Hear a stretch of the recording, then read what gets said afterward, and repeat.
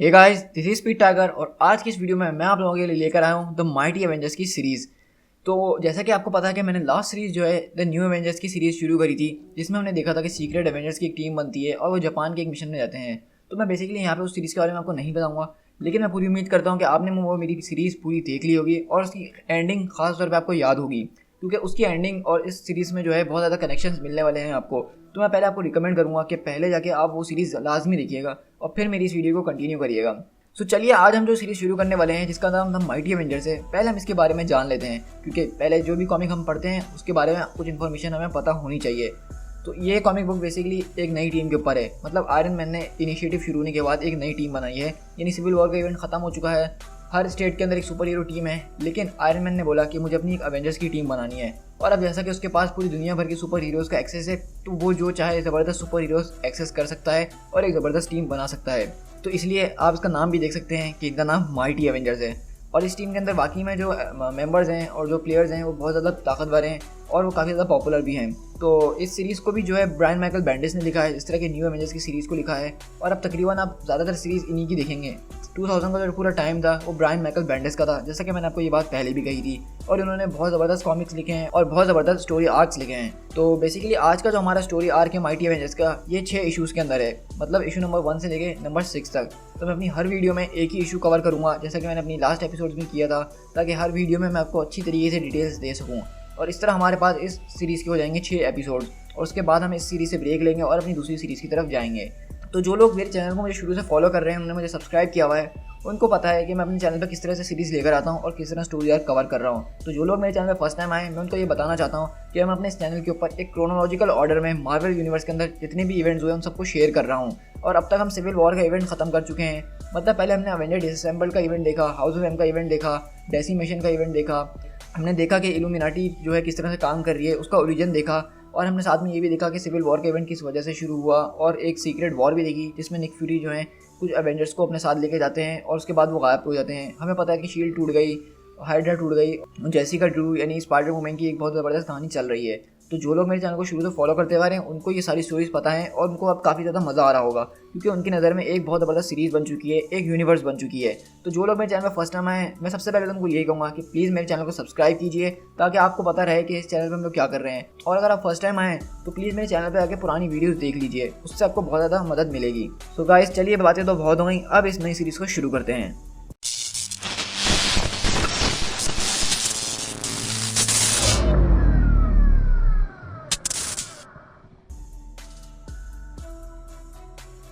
तो हमारे एक कॉमिक बुक का स्टार्ट ही एक बहुत ज़बरदस्त पैनल के साथ होता है, और हम यहाँ पे देखते हैं कि एवेंजर्स यानी माइटी एवेंजर्स की टीम खड़ी हुई है और वो एक मिशन पे जा रही है।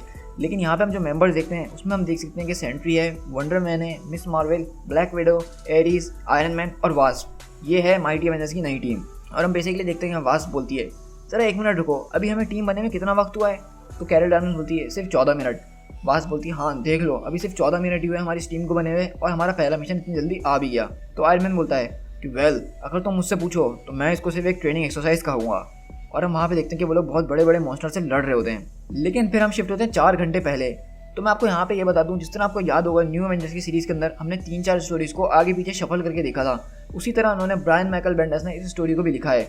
मतलब हम साथ में इनका वो देख रहे हैं कि जिनका जो मिशन चल रहा है, और साथ में हम ये भी देखेंगे कि ये माइटी एवेंजर्स की टीम बनी कैसे। तो आप यहाँ पे कंफ्यूज नहीं होएगा कि ये सीन अब कैसे आ गया, उसको तो पहले होना चाहिए था। इस स्टोरी को लिखा ही ऐसा गया ताकि राइटर्स को मजा आता रहे।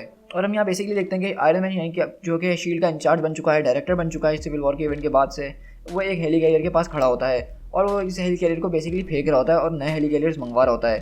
तो कैरियर डांस बोलती है कि क्या मतलब, ये इतना ज़बरदस्त हेली कैरियर है, तुम उसको क्यों फेंक रहे हो? तो आयरन मैन बोल रहा है कि तुम्हें तो जैसे पता है मुझे तरक्की का बहुत शौक है और ये चीज़ और बेहतर हो सकती है, तो मैं इसको और बेहतर बनाऊंगा। और जैसा कि अब न्यू डायरेक्टर ऑफ शील्ड आ चुका है, तो न्यू हेली कैरियर भी होना चाहिए ना। मिस मार्वल पूछती हैं, अच्छा चलो ये सब तो ठीक है टोनी, लेकिन ये बताओ कि तुमने मुझे यहाँ पे बुलाया क्यों है? तो आयरन मैन बोलता है कि मैंने तुम्हारे लिए एक जॉब निकाली है मिस मार्वल। तो वो बोलती है कि मेरे पास तो पहले से जॉब है। आयरन मैन बोलता है कि ऐसा हो ही नहीं सकता कि तुम्हारे पास ये जॉब हो, क्योंकि अब से जो तुम अवेंजर्स को चलाने वाली हो। तो कैरियर पूछती है, क्या वाकई में हमें अवेंजर्स की ज़रूरत भी है, क्योंकि अब तो हर स्टेट के अंदर, हर 50 स्टेट्स के अंदर एक सुपर हीरो टीम है, तो क्या हमारी वाकई में ज़रूरत है? आयरन मैन बोलता है कि हाँ, भले जितने भी सुपर हीरोज़ इस स्टेट के अंदर हों, इस कंट्री के अंदर हों, लेकिन अवेंजर्स की ज़रूरत हमेशा से रहेगी, क्योंकि वो ग्रेटेस्ट और ब्राइटेस्ट सिंबल हैं और वो एक आइकन माने जाते हैं लोगों की नज़र में। और अब जैसा कि तुम्हें पता है कि हमारे पास हर तरह के सुपर हीरोज़ मौजूद हैं, तो हम अब तक की बेस्ट एवेंजर्स टीम बना सकते हैं। जैसा कि तुम्हें पता है कि एवेंजर्स की जो पुरानी टीम गुजर चुकी हैं, वो जो टीम जितनी बार भी एक साथ करीब आई, वो एक फेज के जरिए आई, एक चांस के जरिए आई। यहाँ तक कि हमारा जो लास्ट न्यू एवेंजर्स का बैच था, वो भी एक किस्मत के जरिए बनी।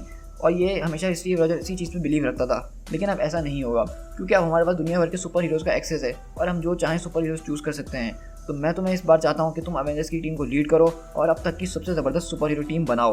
और इस तरह हम देखते हैं आयरन मैन जो है कैरल डायनर्स को अपने रूम के अंदर लेकर आता है, जहाँ हम देखते हैं कि स्क्रीन के ऊपर उसके पास दुनिया भर के सुपर हीरोज़ या सुपर पावर्ड लोगों की शक्लें आ रही होती हैं। और आयरन मैन बोलता है कि अब बताओ हम किसको चुनें और किसको नहीं। तो कैरल बोलती है कि वाओ, तुम्हारे पास तो बहुत बड़े बड़े खिलौने हैं। फिर इस तरह हम देखते हैं कि हम उस मिशन में शिफ्ट होते हैं जो कि अभी यानी आज की कहानी चल रही है। और हम देखते हैं कैरल बोलती है कि जैसे कि मैंने तुम सबको कहा है कि प्रॉपर्टी डैमेज कम से कम होना चाहिए, यहाँ पे ज़्यादा तोड़फोड़ नहीं मचनी चाहिए। और हम दूसरी तरफ देख लेंगे कि वो सब मॉन्स्टर से लड़ रहे होते हैं, लेकिन सेंट्री जो एक बहुत बड़े मॉन्स्टर को पंच मारता है और वो जाके एक बिल्डिंग के अंदर क्रैश कर जाता है। तो कैरल चिल्लाती है, क्या तुम्हें समझ में नहीं आई सेंट्री कि मैंने तुमसे क्या कहा? सेंट्री बोलता है कि प्लीज़ सॉरी, मुझसे गलती हो गई, अब से ऐसा दोबारा नहीं होगा। और इस तरह हम देखते हैं कि आयरन मैन भी उन मॉन्स्टर से बहुत ज़बरदस्त तरीके से लड़ रहा होता है और साथ में एनालिसिस कर रहा होता है कि आखिरकार ये क्रीचर्स कौन सी हैं। उसको समझ में नहीं आ रहा था ये क्रीचर्स कौन सी हैं। और लेकिन हम देखते हैं आयरन मैन जब जा रहा होता है उड़ते हुए, तो उनको वो क्रीचर्स पकड़ लेती हैं और उसको चारों तरफ से घेर लेती हैं, मतलब उसको पूरी तरह से दबा चुके होते हैं। लेकिन आयरन मैन तभी एक बहुत ज़बरदस्त ब्लास्ट मारता है अपने चारों तरफ से और उन क्रीचर्स को दूर करता है। तो वास्प पूछती है कि अब ये क्या चीज़ थी? आयरन मैन बोलता है ये एक फुल फॉर्म रिपल्जन रे थी। वास्प कहती है वो हो क्या बात है, तुम और तुम्हारे खिलौने कभी पुराने नहीं होते। वहीं पे वंडर मैन भी बोल रहा होता है कि गाइस मैं तुम लोग से कुछ कहना चाहता हूँ, क्योंकि मुझे नहीं पता कि यहाँ पे क्या है और ये लोग कौन है, लेकिन सच में एवेंजर्स को मैंने बहुत ज़्यादा मिस किया था और मुझे बहुत ज़्यादा मज़ा आ रहा है। लेकिन अगली पल हम देखते हैं कि वो वंडर मैन को एक बहुत बड़ा मॉन्स्टर मुक्का मारता है और वो बहुत दूर जाके गिरता है। और इस तरह हम दोबारा शिफ्ट होते हैं जब कैरल डायनर्स और आयरन मैन एवेंजर्स को पिक कर रहे होते हैं। तो कैरल बोलती है कि मैं हमेशा से यही सोचती थी कि जब भी अगर मुझे एवेंजर्स बनाने का मौका मिला तो मैं एक सबसे ज़बरदस्त एवेंजर्स की टीम बनाऊंगी, जिसमें हर किसी के पास बहुत ज़्यादा पावर्स होंगी, यानी लेवल 9 या उससे हायर, यानी कि एक हम ऑल पावर हाउस टीम बनाते हैं। लेकिन आयरन मैन बोलता है इस वक्त कि शील्ड का एक बैकअप यूनिट वहाँ पे भेजो, लोगों की वहाँ पे ज़रूरत है। तो कैरल बोलती है कि क्या हुआ? आयरन बोलता है कि नहीं नहीं कुछ नहीं, बस एक वोल्केनो करीब के इलाके में फट गया है, तो मैं शील्ड के लोगों को वहाँ पे भेज रहा था। और तुम क्या कह रही थी? कैरल बोलती है कि हाँ मैं कह रही थी कि हम ऑल पावर हाउस टीम बनाते हैं। आयरन मैन बोलता है कि नहीं, मेरा यहाँ तक ख्याल है ऑल पावर हाउस टीम जो है काम नहीं करेगी। हर प्रॉब्लम का सॉल्यूशन पावर हाउस हीरोज़ नहीं होते हैं, कभी कभार कुछ ऐसे हीरोज़ की ज़रूरत होती है जो कि सिर्फ दिमाग से सोचें। तो कैरल का यहाँ पे मकसद होता है कि वो चाहती है कि यहाँ पे एक ऐसी टीम बने जिनके पास ज़बरदस्त पावर्स हों, जैसे कि सेंट्री वगैरह हो गए। हर इस तरह की पावर्स सब हीरोज़ में होंगी तो उनकी टीम कभी हारेगी नहीं। लेकिन आयरन मैन कह रहा था कि हमें इस तरह की टीम नहीं चाहिए, हमें इस तरह की टीम चाहिए जो कि थोड़ी बहुत ग्राउंडेड भी हो, ताकि उसको पता चल हो रहा हो कि रियल वर्ल्ड के अंदर क्या हो रहा हो। हमारे पास एक निंजा होना चाहिए जो कि कहीं भी घुस सके और हमें इन्फॉर्मेशन ला के दे सके। ऐसी चीज़ें हमें ऑल पावर हाउस टीम में नहीं मिल सकती हैं। और आयरन मैन बोलता है कि वैसे भी सिर्फ टीम का मकसद ये नहीं होता कि दुश्मनों की छुट्टी कराना, बल्कि टीम के अंदर एक डायनेमिक होता है जो कि उनके करीब आने की वजह से ही पैदा होता है। तो कैरल बोलती है कि हाँ, जैसे कि स्पाइडरमैन और लूक केज के अंदर हुआ करता था। तो आयरन मैन वहाँ पर खामोश हो जाता है। तो कैरल बोलती है कि क्या मतलब टोनी, अब क्या हम उनके बारे में बात भी नहीं कर सकते हैं? तो आयरन मैन बोलता है कि नहीं, तुम जिसके बारे में चाहो बात कर सकती हो, लेकिन तुम्हें ये पता होना चाहिए कि हम उन लोगों को बहुत जल्द ढूंढ लेंगे और कस्टडी में ले लेंगे। तो कैरल बोलती है टोनी, मुझे लगता है कि हमें दुनिया को बचाना चाहिए। टोनी बोलता है कि हाँ बिल्कुल, हम वही कर रहे हैं। तो कैरल बोलती है कि अच्छा अगर ऐसी बात है तो ये बताओ कि इस वक्त हम अगर लूक केज को ढूंढें तो इस तरह हम दुनिया कैसे बचा रहे हैं? तो हम देखते हैं कि आयरन मैन जो है कैरल को घूरने लग जाता है और उसके कान में आगे बोलता है अगर हम नहीं बचाएंगे तो वो बचाएंगे, इसलिए हमें उनको पकड़ना होगा। फिर हम देखते हैं हम दोबारा उस फाइट के अंदर शिफ्ट होते हैं जहाँ पे वास्प पूछती है कि आखिरकार ये यहाँ पे हो क्या रहा है? इन्होंने इस सिटी का एक ज़बरदस्त शॉपिंग मॉल तबाह कर दिया है, हम यहाँ पे खड़े होकर सिर्फ तमाशा देखते हैं कैरल। तो वहीं पे एरीज बोलता है कि इस सब से मुझे कोई फ़र्क नहीं पड़ता, पहले अटैक उन लोगों ने हम पे किया है और अब हम एक वॉर के बीच में हैं, मुझे सिर्फ इन लोगों को मारने से मतलब है, चाहे कुछ भी हो जाए। फिर हम दोबारा शिफ्ट होते हैं जहाँ वो एवेंजर्स को पिक कर रहे होते हैं और कैरल बोलती है चलो हम शुरू करते हैं क्लासिकल एवेंजर्स से, जो कि क्लासिकल एवेंजर्स थे। तो आयरन मैन सब की फाइल्स खोलता है और वहाँ पे जेनेट की तस्वीर आती है, यानी वास्प की। तो कैरल बोलती है कि हाँ, वास्प को तो मैं लाजमी लूँगी क्योंकि उससे मेरी बहुत अच्छी दोस्ती भी है और वो best of the best Avengers हुआ करती थी। तो आयरन मैन बोलता है कि हाँ ये बात तो सही है, उसको मैं भी बहुत ज़्यादा मिस करता हूँ और वो वाकई में बहुत ज़बरदस्त एवेंजर्स थी। तो कैरल पूछती है क्या तुम्हें पता है कि उसका हस्बैंड जो लूज़र है एक बहुत बड़ा, उनके बीच कुछ चल रहा है, उनके बीच कुछ मुश्किलात चल रही हैं। तो आयरन बोला कि हाँ मुझे पता है, लेकिन मैंने पिम्स के मामले में दखल देना बहुत पहले ही छोड़ दिया था, वो थोड़ा सनकी टाइप का है और एक वही वजह थी जिसकी वजह से मैंने शराब पीना शुरू करी थी। कैरल बोलती है कि हाँ चलो हम इसको ले लेते हैं और इस तरह ये जो है टीम को लीड भी कर सकती है क्योंकि ये क्लासिकल एवेंजर है। तो आयरन बोलता है कि नहीं, वो टीम को लीड तो कर सकती है लेकिन मैं चाहता हूँ कि तुम करो, क्योंकि तुम्हारे पास मिलिट्री एक्सपीरियंस है और ये जो है एक मिलिट्री ऑपरेशन ही होगा, तो इसलिए इसके अंदर हमें तुम्हारे टैक्टिक्स की बहुत ज़्यादा ज़रूरत पड़ेगी। तो इसलिए मैं चाहता हूँ कि तुम ही इस टीम को लीड करोगी। और दूसरी तरफ हम वास्प को वहाँ पे लड़ते हुए भी देख सकते हैं। फिर इस समय हम देखते हैं कि दूसरे मेंबर जो चूज़ करते हैं वो साइमन की बात करते हैं, यानी कि वंडरमैन। तो आयरन मैन बोलता है कि हाँ साइमन बहुत ज़बरदस्त रहेगा। आयरन मैन बोलता है कि हाँ वैसे तो थॉर नंबर 1 पे है, लेकिन नंबर 2 पे साइमन आ सकता है, ये बहुत ज़्यादा पावरफुल हुआ करता था। कैरल बोलती है कि हाँ वैसे हमें इस वक्त थॉर की बहुत ज़्यादा ज़रूरत है, पता नहीं वो इतने टाइम से हमारे पास आया क्यों नहीं और किस हाल में, हमें तो कुछ पता भी नहीं। तो आप लोगों को अगर नहीं पता कि थॉर कहाँ पे है तो आपको मेरी रैग्नारॉक वाली स्टोरी देखनी चाहिए, जिसके बाद हमने देखा था कि थॉर का एक्सगार्ड खत्म हो जाता है, वहाँ पर रैग्नारॉक आता है और उसके बाद से थॉर गायब है और तकरीबन 3-4 साल का टाइम गुजर चुका है और हमें थॉर की कोई खबर नहीं मिली। लेकिन मैंने रिसेंटली एक वीडियो बनाई थी थॉर के रिटर्न के ऊपर, उसमें मैं एक हिंट मिला था कि थॉर बहुत जल्दी कॉमिक्स में आने वाला है। कैरल बोलती है कि हाँ हमें थॉर के साथ एक वुल्वरीन भी चाहिए। आयरन मैन बोलता है कि हाँ चलो ये तो ठीक है, लेकिन हम पहले साइमन को तो कंफर्म कर लेना। और इसी तरह हम दूसरी तरफ साइमन को लड़ते हुए देखते हैं उन मॉन्स्टर से। उसके बाद फिर आयरन मैन बोलता है कि चलो सेंट्री को उठाते हैं। तो कैरल बोलती है कि नहीं सेंट्री को मैं नहीं उठा सकती। आयरन मैन बोलता है कि हमें उसकी ज़रूरत है, वो बहुत ज़्यादा पावरफुल है, उसकी जो अपर लिमिट है उसका अंदाज़ा ना मुझे अभी तक लगा है, ना ही रीड रिचर्ड्स को उसकी अपर पावर का अंदाज़ा लगा है। तो हो सकता है कि वो बड़ी बड़ी वॉर्स के बीच में हमें एक ज़बरदस्त तरीके से जितवा सके। तो फिर कैरल कहती है हाँ ये बात तो ठीक है, लेकिन उसका दिमाग जो है बहुत ज़्यादा सेंसिटिव है और मैं नहीं चाहती हूँ कि एक और स्कारलेट विच हमारी इस टीम में आए।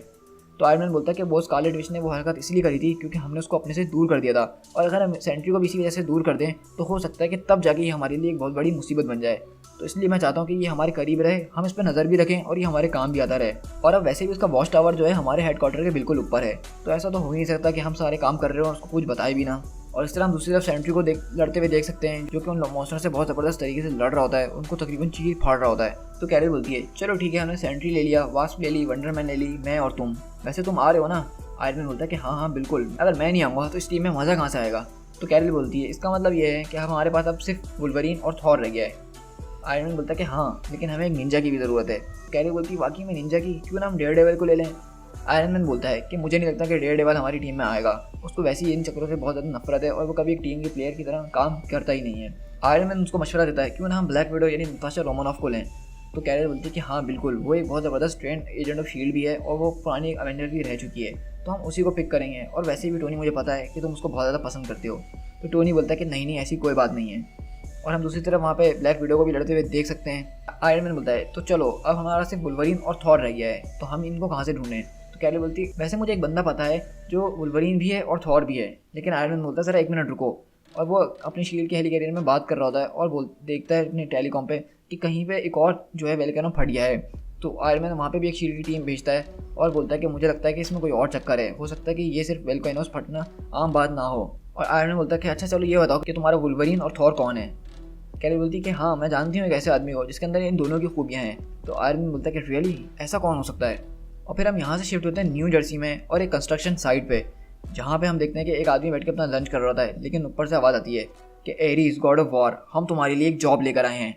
तो अगर आपको याद होगी एरीज गॉड ऑफ वॉर की सीरीज़, जो कि आप लोगों की फेवरेट सीरीज़ रही है इस चैनल पे, हमें पता है कि एरीज जो है कंस्ट्रक्शन की साइट पे काम करता है अपने बच्चे का पेट पालने के लिए, और वो अब दोबारा यही कर रहा है। और हम देखते हैं यहाँ पर आयरन मैन और कैरल डानवर्स बेसिकली उसके पास आती हैं और उसको एक जॉब ऑफर करती हैं एरीज गॉड ऑफ वॉर को कि वो उनकी टीम का हिस्सा बने। तो एरीज बोलता है कि अच्छा ऐसी बात है तो बताओ मैं तुम लोग के लिए क्या कर सकता हूँ, अब क्योंकि तुम मेरी जगह पे आके मेरा राज खोल चुके हो तो बताओ। आयरन मैन बोलता है कि तुम एक सुपर पावर हो और तुम जो अभी तक सुपर हीरो रजिस्ट्रेशन एक्ट में रजिस्टर नहीं हुए हो। तो एरीज गुस्से में बोलता है कि वाकई में मुझे ऐसा करना पड़ेगा। आयरन मैन बोलता है कि कानून कानून है और तुम इस कंट्री के अंदर रहते हो तो ये कानून तुम्हें भी फॉलो करना होगा। एरीज बोलता है मैन स्लो, आदमी का कानून लेके तुम मेरे पास आते हो, तुमने अपनी शक्ल देखी है। वहीं पे कैरल बीच में आ जाती है और बोलती है कि ज़रा 1 मिनट रुक जाओ, तुम दोनों यहाँ पे लड़ना शुरू ना हो जाना, हम सिर्फ यहाँ पे एरीज तुमसे बात करने के लिए आए हैं और तुम वैसे भी यहाँ पे काम क्यों कर रहे हो। एरीज बोलता है कि मेरा बेटा वो एक मॉर्टल है और मुझे उसका पेट पालने के लिए कुछ ना कुछ तो करना पड़ेगा ना, तो इसलिए मैं भी एक मॉर्टल लाइफ गुजार रहा हूँ और अपने बच्चे की अच्छी तरीके से परवरिश कर रहा हूँ ताकि कल को वो भी दूसरे बच्चों की तरह आगे बढ़ सके, और मैं नहीं चाहता कि वो किसी तरह के कॉम्प्लेक्स में रह जाए, इसलिए मैं भी एक आम इंसान की तरह यहाँ पे ज़िंदगी गुजार रहा हूँ और मैं नहीं चाहता कि हमारे फादर ज़्यूस जो हैं यहाँ पे आए और मेरी किसी भी किस्म की मदद करें, तो इसलिए मैं अपना काम खुद करना पसंद करूँगा। कैरल बोलती कि ज़्यूस तुम्हारे फादर है ना, तुम उन्हीं के बारे में बात कर रहे हो ना। एरीज बोलता है कि हाँ बिल्कुल। तो कैरल पूछती है अच्छा ऐसा है, तो मुझे बताओ कि तुम्हारे फादर ने तुम्हारे साथ ऐसा क्या किया है। एरीज बोलता है क्या तुम्हें मेरी शक्ल देख के ऐसा लगता है कि मैं उस टाइप का आदमी हूँ जो कि अपनी फीलिंग्स औरतों के साथ शेयर करूँगा। तो कैरल बोलती है कि अच्छा भाई बस बहुत हो गया, आयरन मैन तुम ही कर लो इससे बात, मैं तो नहीं कर सकती। आयरन मैन बोलता है कि तुम रजिस्टर हो गए और हमारे साथ चलोगे और काम करोगे। एरीज बोलता है कि नहीं। आयरन मैन बोलता है कि ये एक बहुत अच्छी ऑफर है, या तो तुम हमारे साथ खामोशी से चल लो या फिर हम तुम्हें अरेस्ट करेंगे और सीधा डिपोर्ट करके ओलंपस वापसी भेज देंगे। एरिस बोलता है अच्छा ऐसी बात है।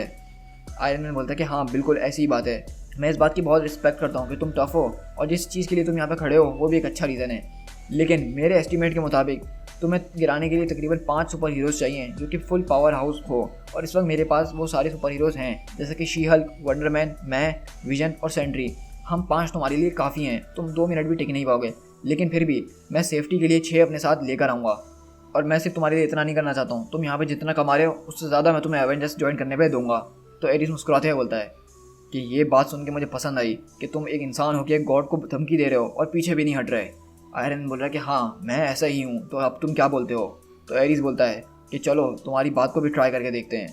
कैरल बोलती है कि अगर तुम गॉड ऑफ वॉर वाकई में हो तो तुम सिविल वॉर के टाइम पे कहाँ थे और अपनी शक्ल लेकर सामने क्यों नहीं आए।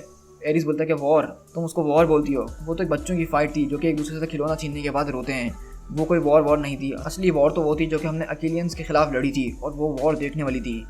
आयरन मैन बोलता है कि हाँ मैंने उस वॉर के बारे में बहुत सुना है और मैंने पढ़ा भी बहुत है। तो एरिस बोलता है कि फिर आयरन मैन तुम्हें तो ये भी पता होना चाहिए कि मैं यहाँ पे $44 कमाता हूँ 1 घंटे के अंदर। तो आयरन मैन बोलता है कि ठीक है एरिस गॉड ऑफ वॉर, अगर पैसों की बात है तो मुझे फिर उन पैसों को अच्छी तरह से वसूल करना भी आता है। और हम यहीं पे देख रहे होते हैं कि एरिस जो है उन मॉन्स्टर से बहुत ज़बरदस्त तरीके से लड़ रहा होता है, मतलब बीच में उनके घुस गया होता है और वो किसी चीज़ का आसरा नहीं कर रहा होता। वहीं पर हम देखते हैं कि वास्प आयरन मैन के पास आती है और बोलती है कि आयरन मैन ये बताओ कि तुम इस आदमी को लाए कहाँ से, ये तो बहुत ज़बरदस्त है लड़ने में। लेकिन आयरन मैन बोलता है ज़रा 1 मिनट रुको, दिखाओ मुझे। और हम देखते हैं आयरन मैन अपने आर्मर के अंदर सारी चीज़ें देख रहा होता है।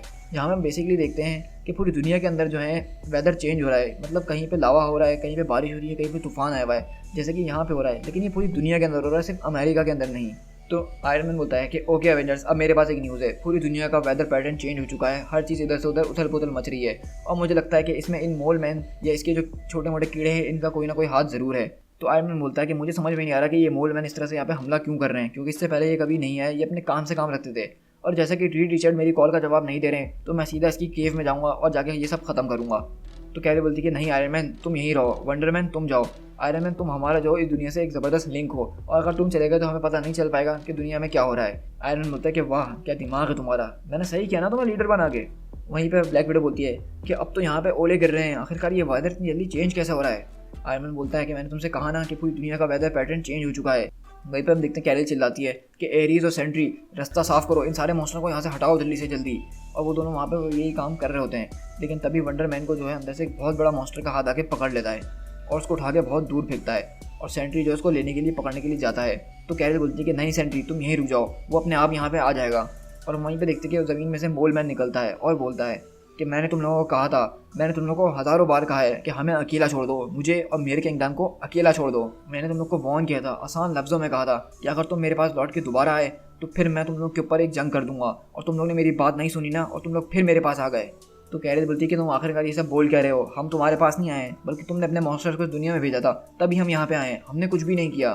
तो मोल मैन बोलता है कि नहीं तुम झूठ बोल रहे हो, अब मेरा अंडरग्राउंड वर्ल्ड जो है उसको डिस्ट्रॉय कर दिया गया है, मेरे घर को तबाह कर दिया गया है, मेरे बच्चे मर चुके हैं और ये सब तुम लोगों ने करा है, और अब जो मैं तुम लोग के साथ करने वाला हूँ वो इससे भी बदतर होगा। लेकिन हम वहीं अगले पल देखते हैं कि आयरन मैन का आर्मर बिल्कुल अकड़ जाता है और आयरन मैन की कोई आवाज़ नहीं निकल रही थी और उसके आर्मर में एरर्स जैसे कि कोई वायरस घुसी है, और हम देख रहे हैं कि आयरन मैन बिल्कुल हिल नहीं पा रहा था और उसका आर्मर जो है उसके ऊपर ही मेल्ट होना शुरू हो जाता है। तो वहीं पर एरिस जो है मोल मैन को पकड़ता है और बोलता है कि तुम आखिरकार ये कर क्या रहे हो आयरन मैन के साथ। और हम ये देखते हैं कैरल पूछती है टोनी आखिरकार तुम्हें हो क्या रहा है, क्या तुम मुझे सुन सकते हो।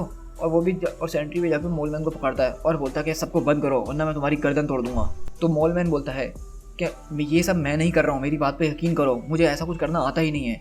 और हम देखते हैं वहाँ पर आयरन मैन का आर्मर बिल्कुल मेल्ट हो गया होता है और उसकी स्किन के ऊपर अजीब तरह से चढ़ रहा होता है, और वहाँ पर एक बहुत ज़बरदस्त रोशनी छाती है, एक एक्सप्लोजन होती है। और हम वहाँ पर जब देखते हैं एक्सप्लोजन हटती है तो वहाँ पर एक औरत बैठी हुई होती है टोनी की जगह। तो कैरल पूछती है कि क्या तुम टोनी हो।